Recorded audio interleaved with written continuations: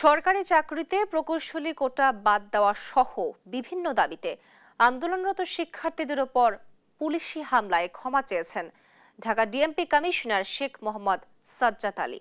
বুধবার রাত 10টায় শাহবাগে এসে আন্দোলনরত শিক্ষার্থীদের কাছে ক্ষমা চান তিনি। এ সময় তিনি এই হামলার ঘটনায় বৃহস্পতিবার তদন্ত কমিটি গঠনের কথাও জানান। এদিকে বৃহস্পতিবার বিকেল 5টা পর্যন্ত আন্দোলন স্থগিত করেছেন প্রকৌশল শিক্ষার্থীরা।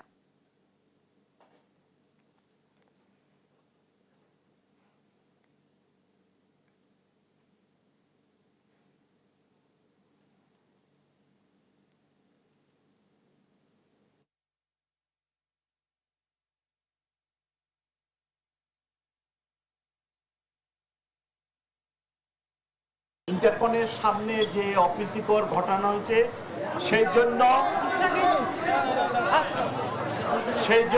আমি এই ঢাকা মেট্রোপলিটন পুলিশের পুলিশ কমিশনার হিসেবে অত্যন্ত দুঃখিত এবং দুঃখ প্রকাশ করছি। এই অপ্রীতিকর ঘটনার জন্য আমি একটি তদন্ত কমিটি আগামীকাল গঠন করব।